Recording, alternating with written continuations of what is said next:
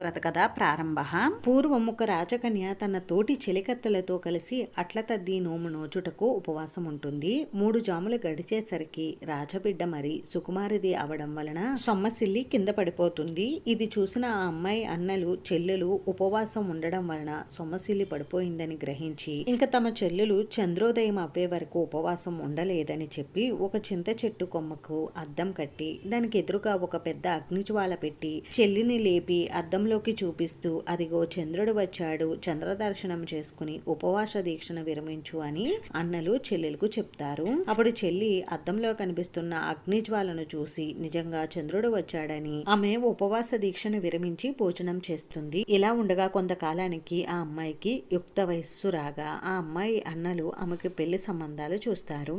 ఎన్ని సంబంధాలు చూసినా వారికి ఆఖరికి ముసలివరుడు సంబంధాలే వస్తూ ఉండడంతో వారు చివరికి విసిగి వారి చెల్లికి ముసలివరుడుతోటి వివాహం చేయుటకు సిద్ధమవుతారు. అది తెలుసుకున్న ఆ అమ్మాయి అయ్యో అట్ల తద్ది నోము ఆచరించిన వారికి పడుచు భర్త వస్తాడని చెప్పారు, కానీ నాకు ముసలి భర్త రావడానికి కారణం ఏమిటని బాధపడుతూ అన్నలు తెచ్చిన వృద్ధవరుణ్ణి వివాహం చేసుకోవడానికి నిరాకరిస్తుంది. అప్పుడు అన్నలు ఆమెను ఎంతో ఇబ్బంది పెట్టి వివాహం చేసుకోవడానికి బలవంతం పెట్టినా ఆమె అస్సలు ఒప్పుకోదు. అయినా అన్నలు ఎలాగైనా ఈ పెళ్లి చేయాలని అనుకుంటున్నారని గ్రహించిన ఆ అమ్మాయి ఇంట్లో నుండి వెళ్ళిపోయి ఊరి చివర ఉన్న మర్రి చెట్టు దగ్గరికి వెళ్లి తపస్సు చేస్తుంది. ఇలా కొంతకాలం తపస్సు చేయగా ఆమె తపస్సుకు మెచ్చి పార్వతీ పరమేశ్వరులు ప్రత్యక్షమయ్యి ఓ కన్యామని నీవెందుకు తపస్సు చేస్తున్నావని అడుగుతారు. ఆ అమ్మాయితో పార్వతీ పరమేశ్వరులు నీ కష్టాలు బాధలు మాతో చెప్పు, మేము తీరుస్తాము అంటారు. అప్పుడు ఆ అమ్మాయి పార్వతీ పరమేశ్వరులకు భక్తితో నమస్కారం చేసి తన వివాహం గురించి చెబుతుంది.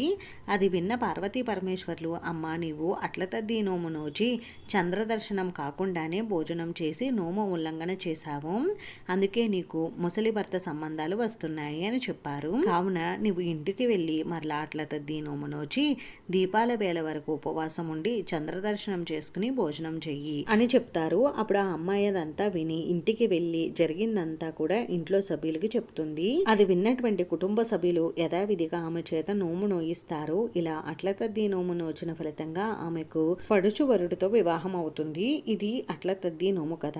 ఈ కథను అట్ల తద్ది రోజున ఈ కథను తప్పకుండా వినడం కానీ చదవడం కానీ చెయ్యాలి. కథ పూర్తయిన తర్వాత చేతుల్లో ఉన్న కథాక్షింతలను కొన్ని అమ్మవారి పాదాల దగ్గర ఉంచి కొన్ని అక్షింతలను శిరస్సున ధరించాలి. అంతే.